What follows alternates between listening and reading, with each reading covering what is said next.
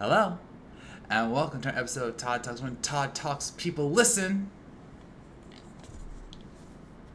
Hopefully, yeah, I'm going full tilt today, baby. We are doing this. We are doing this in style, and my hat cannot fit on my head anymore. So deal with it. Okay, actually, I'm not gonna deal with it. But yes, today that's the only Pokeball I have. Sorry, but hey, I do have Pikachu.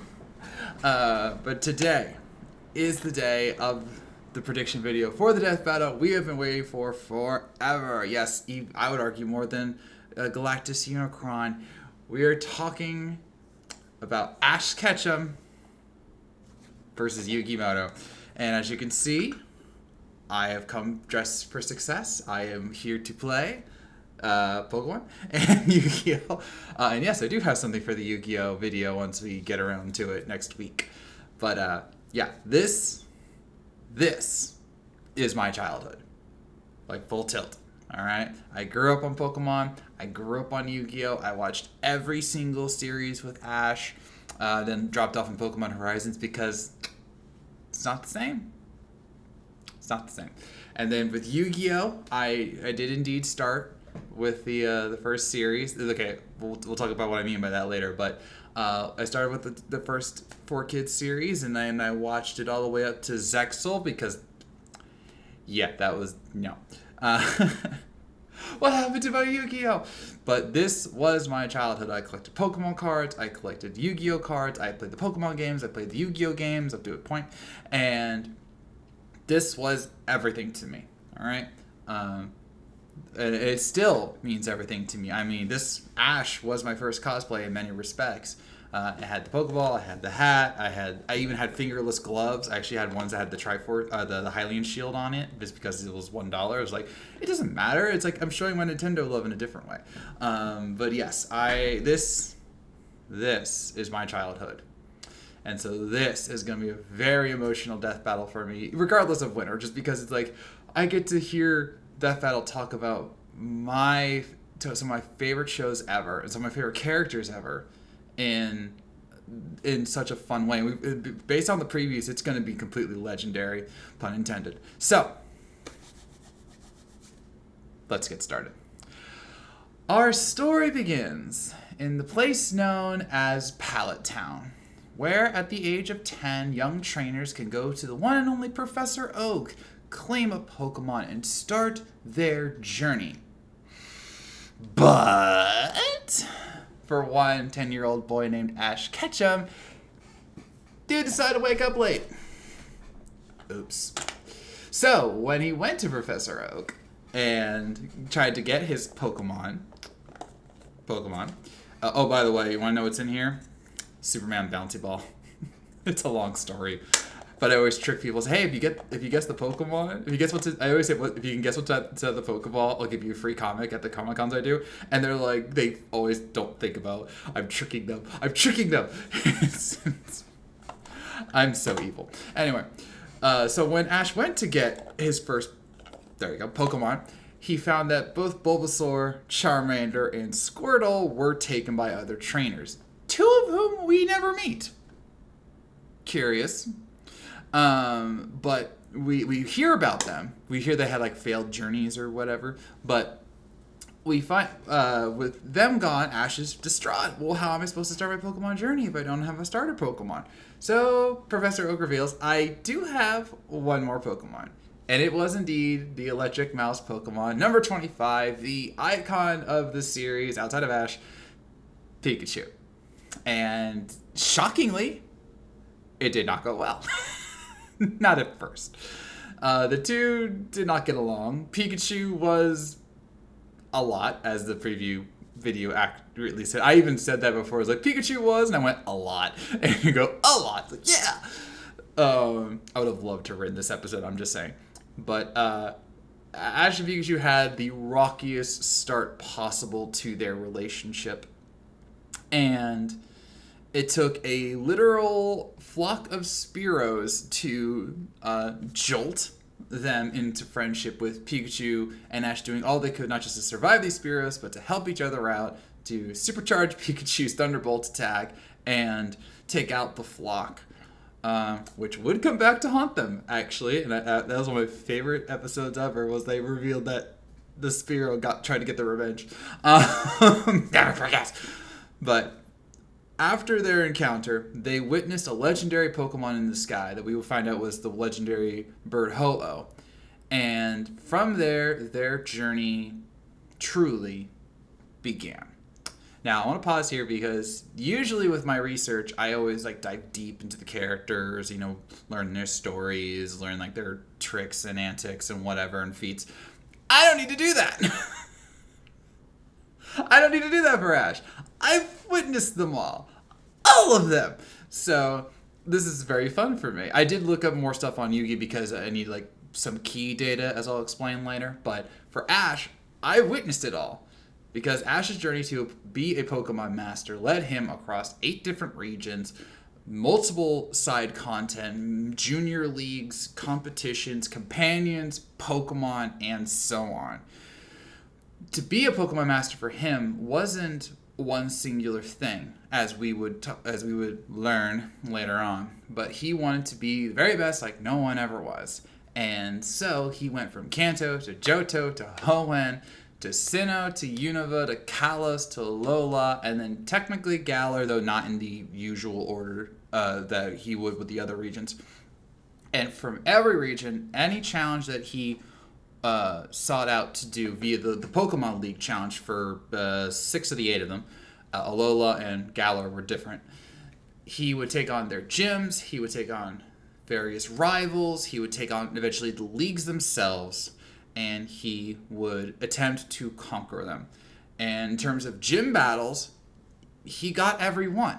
All right. Again, outside of Alola, which did not have the gym, they had the trials, which he also conquered. And then Galar, he didn't challenge the gym leaders outside of the World Coronation Series, but we'll get to that. So every league brought a new challenge to Ash. And in fact, the irony of the whole series, the irony of Ash himself, was that he was supposed to be a main character for one series, Kanto, because it was supposed to be a companion to the games, because both Game Freak and Nintendo didn't really know how popular this was going to be. It's been documented. I've actually written about it for certain websites I've worked for, that Nintendo did not think that Pokemon could become a global phenomenon of sorts, and it took certain localization people to say, no, you do need to bring this over to America because it could be a big hit.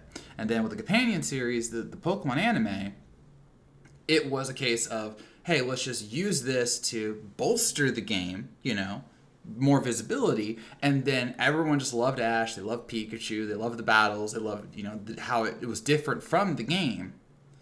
And so they kept going. And that's also why for the main generations, they had the series that would span out, Pokemon Advance, Pokemon Advance Battle, Pokemon Advance Challenge, Pokemon XYZ, Pokemon Journeys, Pokemon Master Journeys, Pokemon Ultimate Journeys, that kind of thing. They did that not just to spread things out, to give more time for the games to be developed, but they also did the filler arcs, like the Orange Islands, or trying to think of other good ones, the Battle Frontier, those kinds of things. They did those filler arcs so that the anime would have room to grow while the games had time to develop, so then they could move Ash to the next generation. So there you go. We made Ash so popular, the Pokemon company was like, yeah, let's keep making this anime. It's doing really well. So before I get to Ash's Pokemon, we do need to talk about Ash as a person, because the 10-year-old boy was, like Pikachu, he was a lot. To start, he was downright arrogant. He didn't like listening to his companions at times, Misty or Brock. Of course, he hated Gary. And he was, by all intents and purposes, to quote a certain other companion of his, such a little kid, right? He wasn't the person he was meant to be because he was so young in his journey.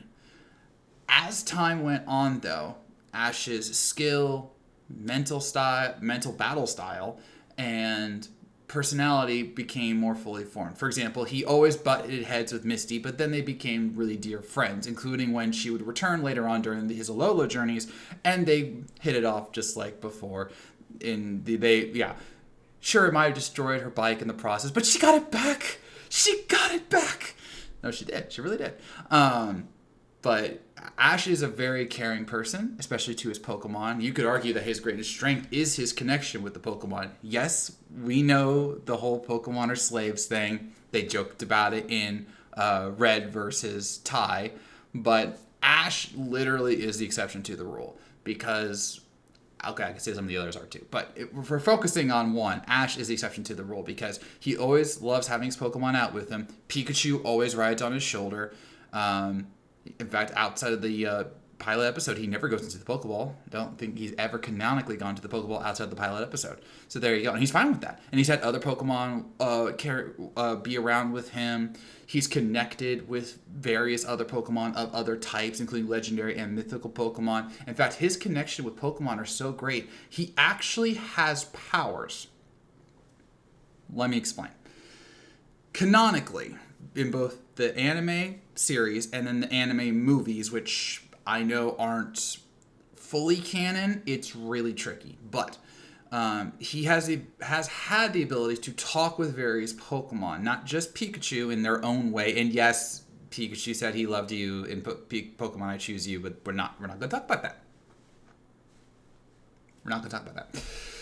But he actually talks with other Pokemon in his mind, and they can project themselves into his mind because of his connection to Pokemon in general, including talking with various Pokemon like Lucario, Azelf once connected with him, Lugia, one of the versions of Lugia connected with him, including the one in the movie where he was the chosen hero and Lugia had a deep connection with him as a result.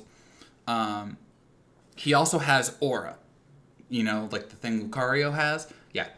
He can use it. He actually can manipulate it in his own way. It's not the most clear thing in terms of what all he can do, but he can use it, and that's why he had that deep connection with the egg that would become Riolu, and then Lucario, and then Mega Lucario. And then the ultimate personification of this was his Greninja, where he performed Bomb Phenomenon, where he resonated with Greninja in such a way that it, for lack of a better term, Mega Evolved without Mega Evolved. Like he attained, it went Super Saiyan. Let's just put it that way. But it was only able to do that because of Ash's bond with this Pokemon. And that bond would be something that would be the hallmark of his journey, because Ash famously and infamously does not win all the time. But that's the beauty of his character. It's not like Goku or a certain other character we're going to talk about where he has to win to save the world. It was never that. He would always win the battles to save the world, and he would always win, key gym battles and whatever, but he would also lose key gym battles to show that, he is fallible and he needs to grow, and he needs to, work harder with his Pokemon and come up with different strategies. And that's where Ash's true brilliance comes in, because Ash is a master strategist in his own right.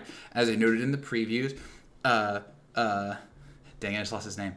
Clement, there you go. Clement, another gym leader, actually uploaded a video of Ash's battle strategies into a robot, and the robot exploded because it didn't understand what was going on. You can't predict Ash because Ash is unpredictable. It's literally what he does. Oh, I need to do a counter move here. Hey, Pikachu, just spin around and use the Thunderbolts to deflect all the damage. It worked. Hey, go for the horn on the Rhydon so that it will take out this rock-type Pokemon, which should totally be immune to us. It worked. Hey, Weasel, get frozen and then use your new frozen form to attack the other Pokemon. It works.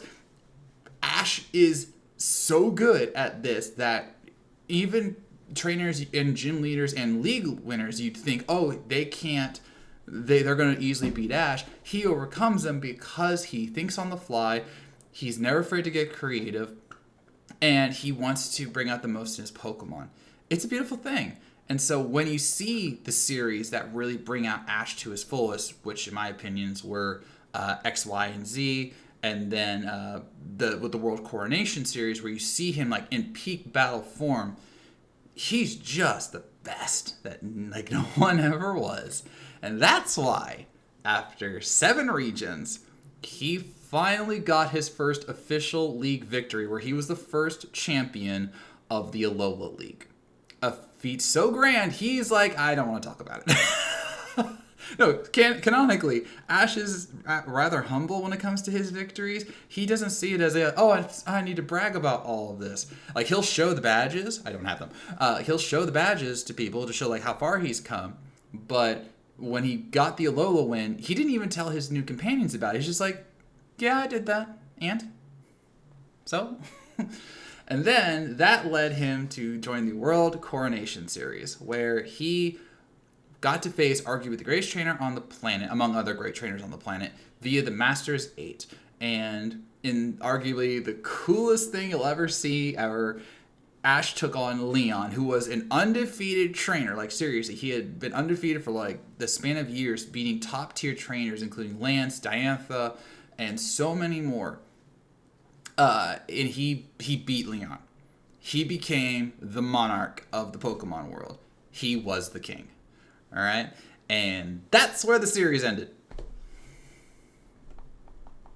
Yep. That's where the series ended. Like, right there.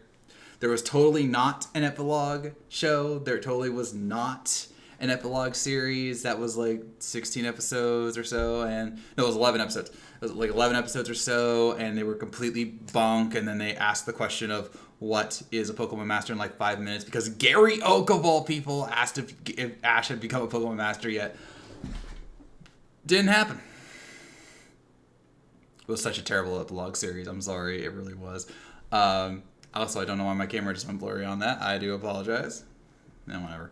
So, but Ash got his crowning achievement. He got to be Pokemon League champion, and he got to become the monarch of the Pokemon world. And if you're thinking, well, just how grand was this feat? Ash had lost so many times across the 1,200 episodes, 20 series, and whatever, that when Ash won the Pokemon League in Alola, freaking Sports Center called it out. I will never forget that, because it was leaks from Japan, because Japan had it first, obviously. And it was like, oh my gosh, Ash did win. And sure enough, like, everyone started celebrating, including me. And Sports Center said, congratulations to Ash Ketchum, 25 years in the making, or something like that. This is totally awesome. So, yeah. Ash is awesome. He really is. In many ways, he's the personification of what an anime character can be, because they take the losses, they keep going, they never lose who they are inside, and that's why he had so many great companions, the best of which was, of course, Serena. Totally kissed. It happened. They should have followed up on that. They did not, and I will not forgive. I will not forgive. So, Ash means a lot to me. He really, really does. And that's why when Pokemon Horizons was anything but the gloriousness of what Ash's journey gave me, I stopped watching. And I know that sounds mean, and I gave it a shot, but it's just like, it wasn't the same. It wasn't even close to being the same. And the new characters were really annoying. So, yeah. Now, before we get to Yugi, there is, of course, one key question that we have to answer here. What Pokemon does Ash get in the death battle? Well, they made it clear in the Death Battle cast and the Fireside Chat that Ash will have access to all of his Pokemon.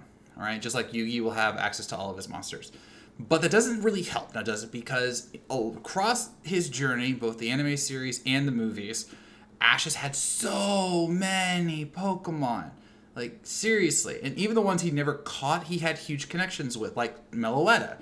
During one spin-off journey, Ash had a connection with Meloetta, and through their friendship, power friendship, they were able to bring out Meloetta's new power, and including transformations and so on and so forth. But he never caught her. So how do we define what Death Battle is likely to use in his fight with Yugi? Thankfully, Pokemon did provide an answer. In the final battle with Leon and his Charizard, Pikachu was Ash's last Pokemon. He was tired, down and out, and it appeared that he fainted. He did not, though. He simply went into his mind space. And in that mind space, he had a vision of every Pokemon that Ash had ever caught. And that included ones he traded away, ones he let go, and even a certain legendary that technically he never caught. But they were all in the vision. And I watched that clip, and then I cried again, because then they hit the Pokemon theme song, the OG theme song, right in the final battle moments. I was like, oh, so much tears. But I wrote down every single one to make sure that I knew exactly how many he would have. Are you ready? I'm going to list every single one, and this is not in any particular order outside of what they showed in the Vision Quest clip. Okay? You ready? Here we go. Ahem. Pikachu, Butterfree, Pidgeot, Bulbasaur, Squirtle, Charizard, Kingler, Mr. Mime, Tauros, 30 of them from the Safari episode, which is somehow a banned episode. I never understood that. I've never seen how he caught the Tauros. Primeape, Muck, Lapras, Snorlax, Noctowl, Heracross, Quilava, Bayleaf, Totodile, Dawn Phantom, one of my favorites, Larvitar, Glalie, Corphish, Sceptile, Torkoal, Ambipom, who we traded to traded to Dawn, Swellow, Buizel, Gibble, Buizel was who he got from Dawn, Gibble, Infernape, who we got from Paul. Paul sucks. Torterra, Staraptor, Gliscor, Unfezant, Livani. Always liked her. Palpitoad, Boldore, Scraggy, Oshawott, Snivy, Pignite, Crocodile with the shades. Always with the shades. Noivern, Holucha, also one of my favorites. Greninja, everyone's favorite. Talonflame, Goodra, Lycanroc, Midday form. Incineroar, Melmetal, Solgaleo, the legendary, Naganadel, the Ultra Beast, Rowlet, Dragonite, Gengar, Surfetch, Lucario, finally, and Dracovic. That's 55 Pokemon at Ash's disposal. Not to mention, we also have to include things like Gigantamax and Dynamax, which he could technically do on his own. It's technically restricted to the Galar region, but Ash has used it without the traditional means. It's dangerous, but he has done it. He also has his Z Crystal. I do not have that. Z Crystal, where he has 2 different Z Crystals to use, including Gigavolt Havoc with Pikachu and 10 million Volt Thunderbolt. Yeah! Then, of course, there's Mega Evolution, which he used with Lucario to great effect in the World Coronation series. So all 3 of those will absolutely be in play. Now, there are restrictions to all of them. Mega Evolution can only work in 1 battle. This is not ZA rules, where it's a rechargeable thing. It works in 1 battle, and then until the Pokemon is KO'd.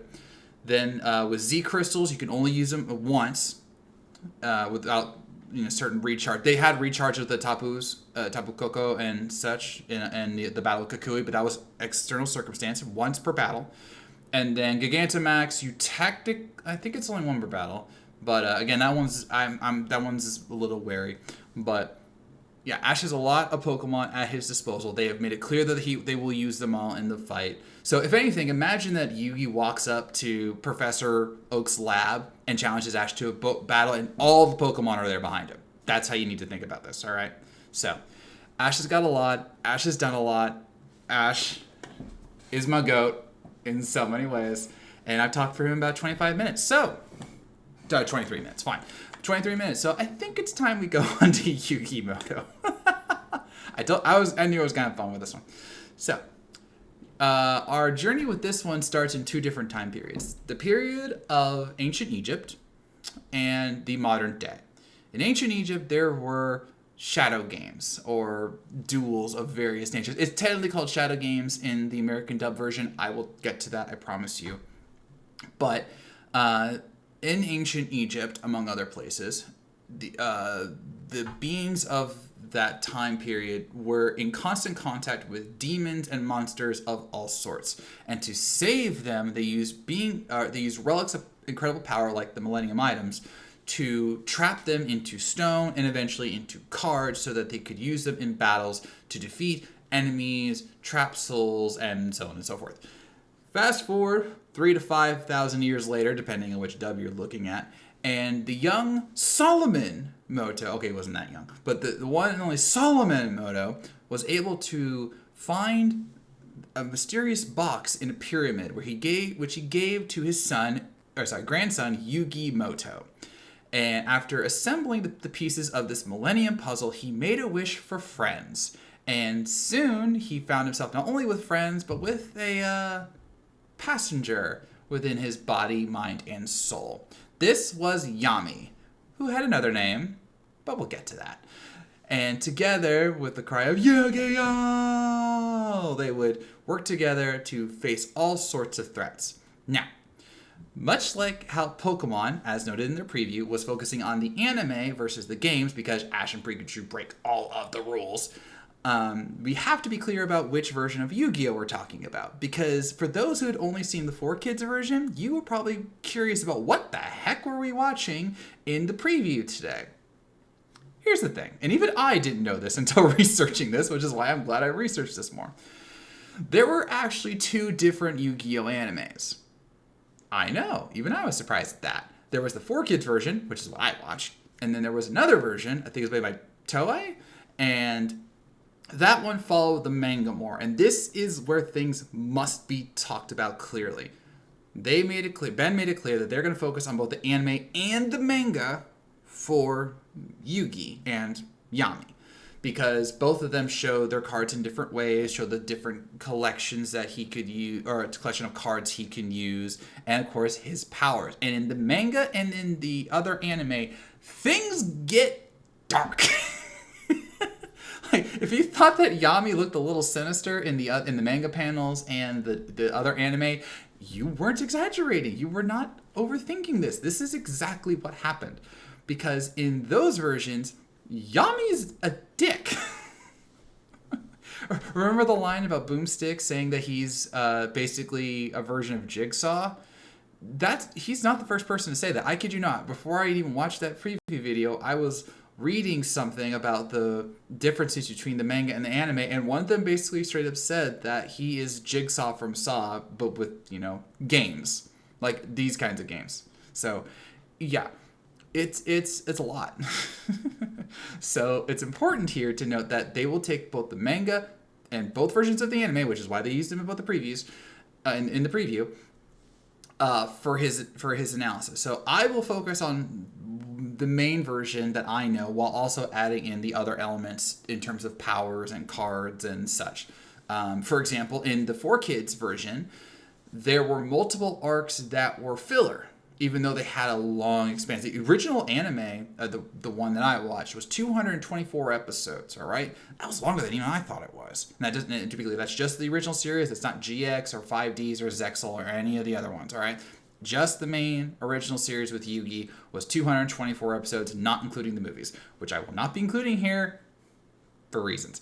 Oh, Kaiba made a space station. Of course you did, Kaiba. Oh, I made a thing that could awaken the Pharaoh so I can duel him once again. Of course you did, Kaiba. Another key difference is that in the 4Kids version, the first episode is him facing Seto Kaiba and pulling out the Exodia win, where in the manga started a lot sooner than that, and Yugi and his friends dealt with a heck of a lot more, which it was dark, right? It was really dark. Okay, so yeah.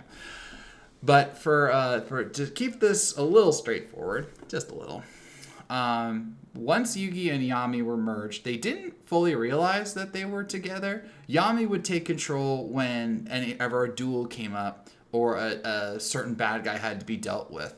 And then Yugi would just convince himself afterwards that, oh yeah, I was the one who did that. For example, when he met Taya, he saved her from a thug, or as the wiki told me in the original dub, was actually a pervert. Of course. And Yami showed up and did a mind break on the bad guy, and then after Taya had gotten knocked unconscious, and Yugi convinced himself, oh, I must have saved Taya. I must have saved you, Taya. Yeah. So, yeah. The dubs are hilarious in every way. So, after, in the 4Kids version, after dealing with Seto Kaiba and proving himself to be a duelist worthy of his caliber, screw your caliber, I have money. Yugi and Yami would go on an incredibly long journey across multiple tournaments and world-ending threats to try and save both their friends, their families, their souls, and the world.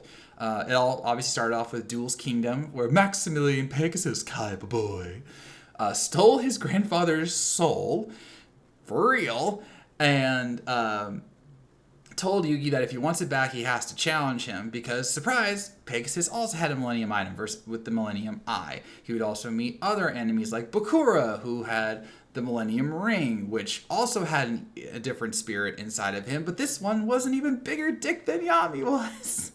Then, of course, there was the Battle City tournament where he met Merrick Ishtar, who was, wait for it, possessed by an evil spirit.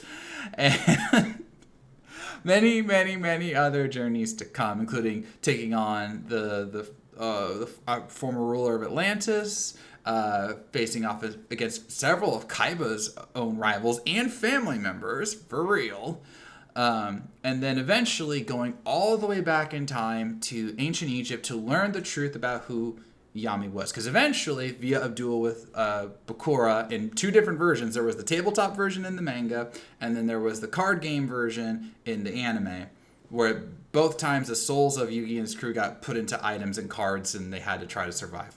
But they eventually realized that, Yami is someone else, and together they would encourage each other, support each other, or stop each other from going too far. Because remember when I said Yami's a dick? For him, winning was everything. Even in the anime, you saw it in a duel with Kaiba, where Kaiba was, where Pegasus kidnapped Mokuba, Kaiba's brother. Kaiba didn't want to play by the rules and just challenged Pegasus via by going through the tournament. He was just like, I'm just gonna attack Yugi, get all I need, and then I'll challenge Pegasus that way. Yugi was going to win the duel, and Kaiba literally said, I'm going to force your hand, Yugi, and put himself on the edge of a castle, like literally the edge of a castle, and said, if you attack, the shockwave, which doesn't make any sense, the shockwave will knock me off and kill me. And Yami's like, bet, let's do it. And it was Yugi that stopped him, surrendered, and cost the duel. So they've had friction over the years, including in the infamous Atlantis arc, where Yami was tricked into using the Orichalcos, which was basically dark magic circle, and was basically even more twisted than usual, warping his monsters and so many other things. And Yugi had to sacrifice his soul to give the Pharaoh a second chance to save the world. And the Pharaoh was not happy. He's like, it should have been me. You know the meme, it should have been me. That was that arc. It should have been me. It should have been me. Something that meme gets used a lot. But even through that, their bond would always be mended. They'd always come together to save the world. And then by going back in time, they would learn the true origins of the dual monsters, the pharaohs, allies, and friends, and what it would take to free him from the cycle that he was in. Because in that past time, basically, long story short, Pharaoh's soul was kept within the puzzle, and he would not be freed until he learned his name and stopped the cycle that had started oh so long ago. And then he had to challenge the person to whom he was bonded with, Yugi, in one final duel. And the Pharaoh, Atem, was able to save the past, go back to the present, and then have one final battle with Yugi, where Yugi actually beat Atem. Like, this is very key here, because Yugi was the one, like, playing backseat pretty much the whole time, and yet here he was like, no, I have to win to free my friend, to let him have peace, go into the afterlife at last. And in a very epic duel, it was a very great ending to this series. Like, that was an ending that absolutely lived up to the hype. Unlike Ash, just saying, he was able to defeat Yami, defeat Atem, free him, and say, it's your move, we will meet again. And life went on. And it was later revealed in another series that Yugi became the greatest duelist in the world, including helping out Jaden Yuki by giving him the Wing Karibo. It was noted that he won the second Battle City tournament, And by the time 5Ds came around, it was widely accepted that Yugi was the best. Like, no one ever was. Anyway, so yeah, Yugi had quite a journey, and he and Yami were two parts of a very important puzzle that made the world better, and they made a lot of friends along the way. Left leg Joey, I would not have called him that, but I can understand why they went that way.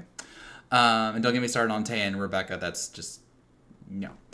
Now, much like we talked about Ash's Pokemon, we got to talk about Yugi's monsters. Now, this one is I am not doing a list, right? Like I'm making that clear. We're not doing a list because throughout the series, Yugi either got traded or was given like the Battle City tournament with the anti-system, where it was given new cards. And so, like the deck he started with, his grandfather's deck, which was the one he used against Kaiba, evolved over time to become more powerful, more creative, and so on and so forth. So naturally, his best cards are the ones that we all know about, like the Dark Magician Girl, Blackluster Soldier, Chaos Magician of Black Chaos, Summon Skull, which is always a favorite of mine. And then by the time the Battle City tournament came around, he got other cards for beating certain duelists, including, but not limited to, the Egyptian God cards. Cue dramatic music. So the Egyptian God cards were created by Maximilian Pegasus, almost in like a dreamlike state, if I remember the anime correctly. But they were so powerful that just the images of them scared the crap out of Pegasus. Like he drew them because like, oh, I'm going to draw these Egyptian God cards. What could possibly go wrong? And then like they started to warp off the page. That was the power just by drawing them. And on their when released via ancient Egypt or whenever, they had the power to destroy the world in various ways. And each god card, Slifer, Obelisk, and the Winged Dragon of Ra, all had different powers and abilities to make them like the strongest things in the game. To the extent that, remember the Atlantis arc, the main guy, Darts, had to steal the Egyptian god cards to power up his plan to bring Atlantis back to life. Cool. Cool. So it's a lot. And then technically that's not even his only super max powered cards, because in the Atlantis arc he got the power of the legendary dragons, Timaeus, Critias, and Eremos. And not only did he unleash their true power, bringing them into their knights form, but he also fused them to create the Infinity Knight, I believe his name was. And it was literally stated in the anime to have a power beyond infinity. Oh, yeah. And that's not the only game-busting card he has. We all know about Exodia. You play it, you win. Then there is, I cannot say the name. It's Heliosite or something like that. In the ancient Egyptian world, when Atem got his name, he resummoned the Egyptian gods, fused them together to become Heliosite, or however you say it, the creator of light. It literally states that I read the card. It said, this card's summoning cannot be negated. Whoever summons this wins. Think about that. All right? The Egyptian god cards on their own have potentially infinite power, and yet when you fuse them together, they make the creator of light, and it's over. Just like that. Dope. So, and that doesn't even talk about the other elements of Yugi's deck, because unlike Pokemon, where you have items, but let's be honest, in the anime, Ash does not use them, outside of Mega Stones and Z Crystals, of course. Yugi has magic cards, he has trap cards, he has field of play cards, and some of them are not just broken, but they can wipe out just about anything with a simple turn of the card. Mirror Force is an all-time classic, and yes, Yugi does have that. I made sure to verify because I know Kaiba was more famous for it. And Mirror Force. Double arms. But he also has things like Spellbinding Circle, which can lower attack power and also trap you for some reason. The first season got really weird. There's also Swords of Revealing Light, where it will literally force enemies to not attack for 3 turns. There's Magic Barrel, which can redirect attacks. There's Magical Hats, which can hide enemies, forcing you to guess which one to attack. There's Monster Reborn, which any monster that is destroyed can be reborn. Call of the Haunted, which I think Yugi has used once. Ragnarok, where he can sacrifice certain monsters to wipe out the entire opponent's field. That's what he used against Merrick. He's got certain monsters which can trigger certain effects, because not all monsters are just, attack points and defense points. Some have special powers. For example, Buster Blader gets more attack power the more dragons that are on the field, and we all know that Ash has dragons. Charizard's not a dragon, though. Fire flying type. So, with this deck, Yugi's abilities grow because he is the master of bullcrap draws, all right? Like, I have to trust in the heart of the cards. I must draw the card I need. It's over, Kaima. I have drawn Exodia. Yeah, like, what are the odds that he would draw all 5 pieces of Exodia? Exactly. And that happens in every duel that he's supposed to win. He draws the right card at the right time to win. But it's also a case of, hey, I'm going to use this card's ability in a way that you didn't expect, and then I'm going to create this massive combo that no one saw coming. Like in a certain tag team duel that he had with Joey and the Paradox Brothers. The Paradox Brothers used one of their monsters to flood the maze, destroying some of their monsters in the process, but it flooded the entire maze. So what did Yugi do? He pulled out a Summoned Skull and used the field to shoot electricity right towards the monster, destroying the water element of it. Because that's just how the first season of Duel Monsters went. You know, like, remember the whole Giant Soldier of Stone destroying the moon?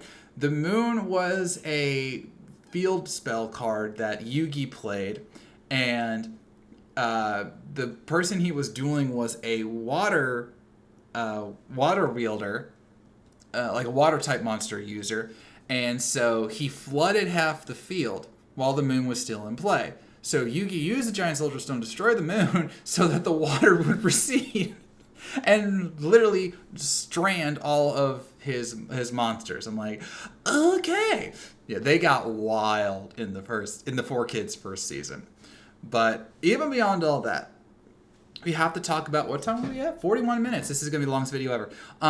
It's worth it. We have to talk about Yami Atem's abilities with the Million Puzzle. Because in the manga and the first anime, they talk about how Yami Yugi Atem plays penalty games with those who lose to him in his tile. So remember how I kept saying the Shadow Game was a translation? That was real. Because in the anime, the original anime and the manga, there is no Shadow Game. There is no Shadow Realm. It's literally, they're trying to kill you, and people died, and so they had, for the dub in the 4Kids version, they had to change things so that they could make it that it's not, we're not just trying to kill you, it's Shadow Realm, right? It's the Shadow Realm that's trying to kill you. You don't want to get into a Shadow Game because you can go into the Shadow Realm, and when you're in the Shadow Realm, bad things happen. No, that's not what happened in the manga. Things got so dark in the manga. I won't go over all of it, but needless to say, Yami Yugi Atem. I'm just going to say Yami from now on. And I was like, Atem, that's your name? Really? Yami Yugi has the ability to break your mind, make you see illusions that are so real you don't come out of it. He can brain control you. That's another card he has, Brain Control. He can control your mind to make you do what he wants, including confessing your sins or... I think he killed somebody with that once. I don't remember. He also will basically make fate happen to you, even if you don't intend it to.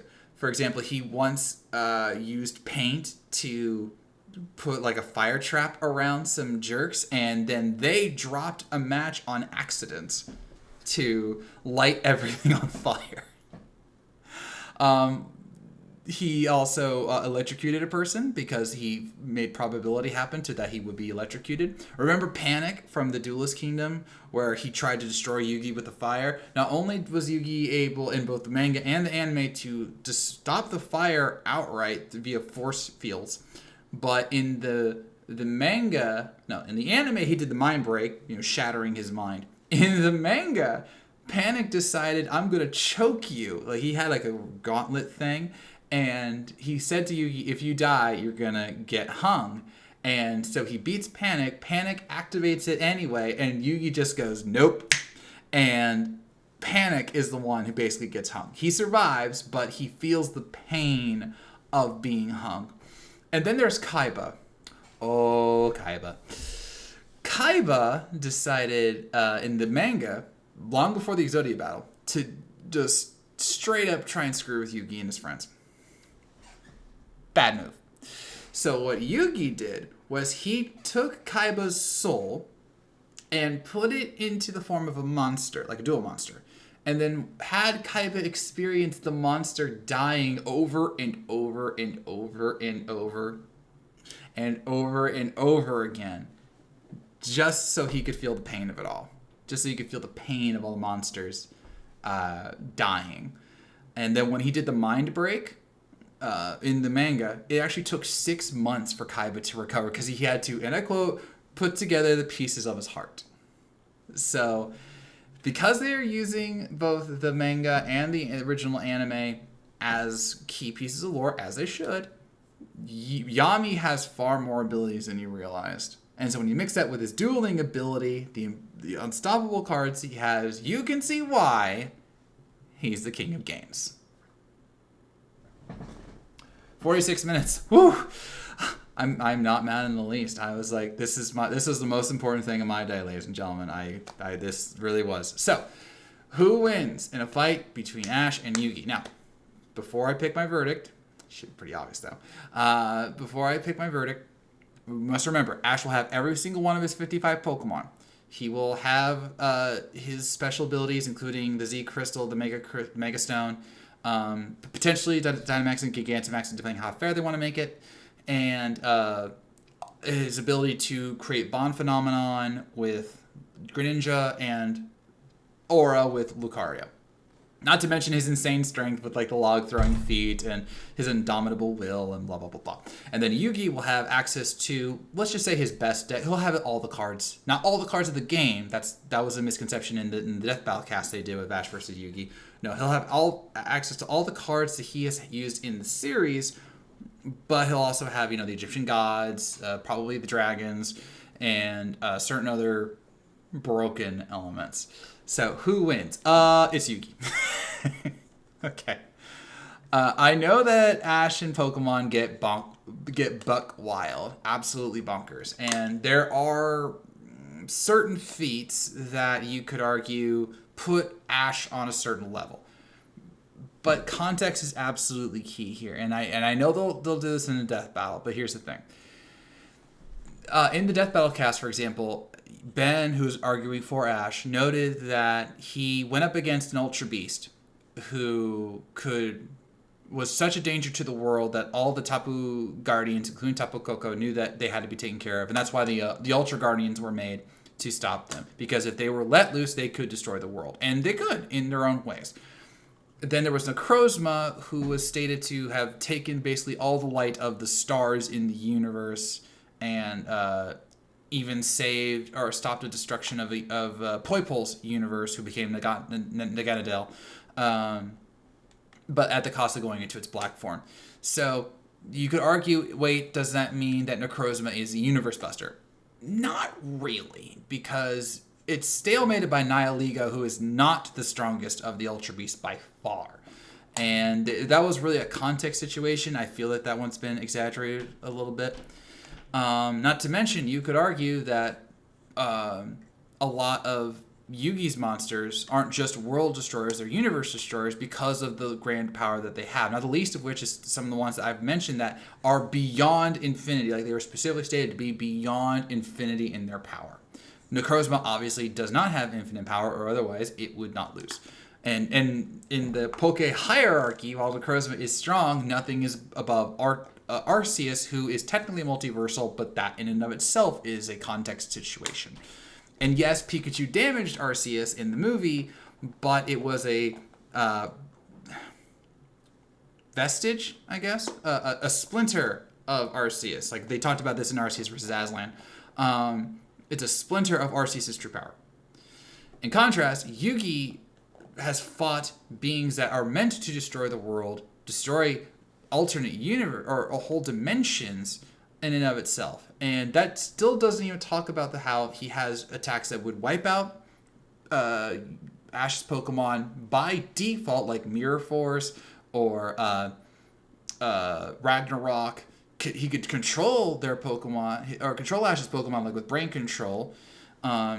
And then there are the cards that just straight up win the game, like Exodia, which he would technically still have, and the Creator of Light, and the Infinity Knight, and just the Egyptian gods on their own. If Obelisk just sacrifices 2 monsters, he gains infinite power.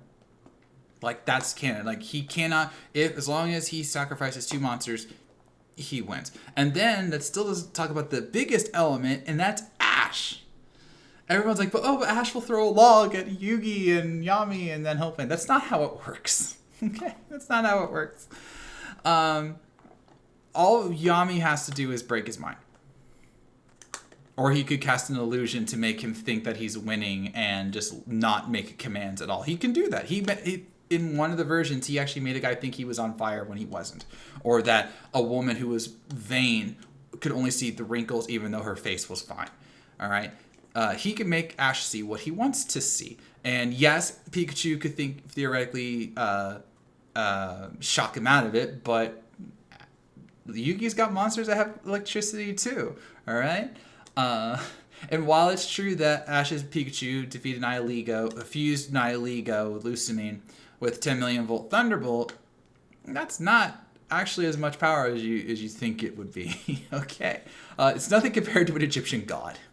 All right. So while I am absolutely in love with this matchup, and I hope that it is as legendary as the characters that comprise it, Yugi/Yami is going to win.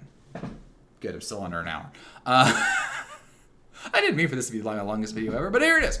But yeah, I'm picking Yami and Yugi to win this epic battle of my childhood, and I will cry when Ash dies, but them's just the breaks.